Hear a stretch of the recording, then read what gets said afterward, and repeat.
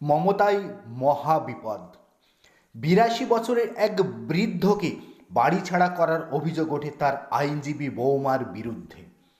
অথচ পুলিশ তা নিয়ে কোনো পদক্ষেপ না করে উল্টে ওই ৮২ বছরের মহিলাকেই কার্যত তার নামে এফআইআর করে সরাসরি মামলা রুজু করে থানার পুলিশ। কারণ তার বৌমা নাকি আইনজীবী, তাই তার কথাই পুলিশকে শুনতে হবে।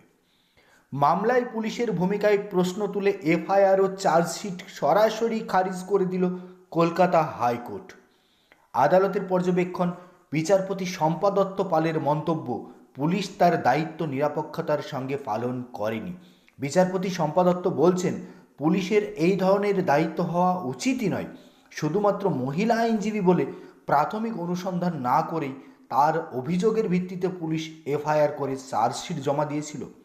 মামলাকারীর আইনজীবী আশিস কুমার চৌধুরী জানান, সোনারপুরের বাসিন্দা অনুপম সর্দার ও তার স্ত্রী রাষ্ট্রায়ত্ত ব্যাংকের কর্মী।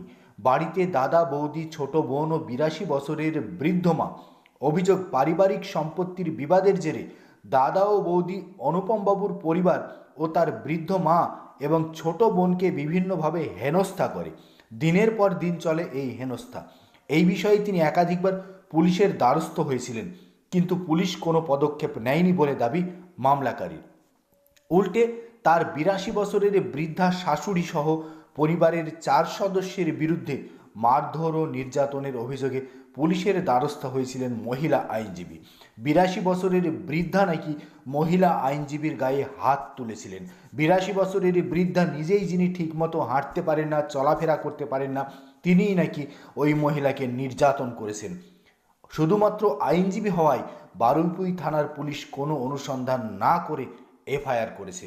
শুধু তাই নয়, আরও অভিযোগ, কোনো রকম তদন্ত না করেই থানার মধ্যেই সাক্ষী নিয়ে চার্জশিট ফাইল করে দেওয়া হয়েছে, জানিয়ে মামলা গড়ালো কলকাতা হাইকোর্টে।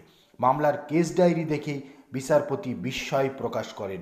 তিনি বলেন, যে অভিযোগকারীকে মারধর করার যে অভিযোগ আনা হয়েছে সেখানে তার কোনো শরীরে আঘাতের চিহ্ন নেই, সেখানে কোনো সাক্ষী নেই। অথচ আবেদনকারীর বৃদ্ধ মা অসুস্থ হয়ে হাসপাতালে ভর্তি থাকাকালীন অভিযোগকারী ও তার স্বামী বাড়ি দখল করে তার বৃদ্ধা মাকে বাড়ি ছাড়া করলো। পুলিশ সেটা দেখতেই পেল না, চোখ বন্ধ করে থাকলো, কোনো পদক্ষেপ করলো না পুলিশ। পুলিশের এই ভূমিকা আশ্চর্যজনক, অমানবিক বলে মন্তব্য বিচারপতি শম্পা পালের।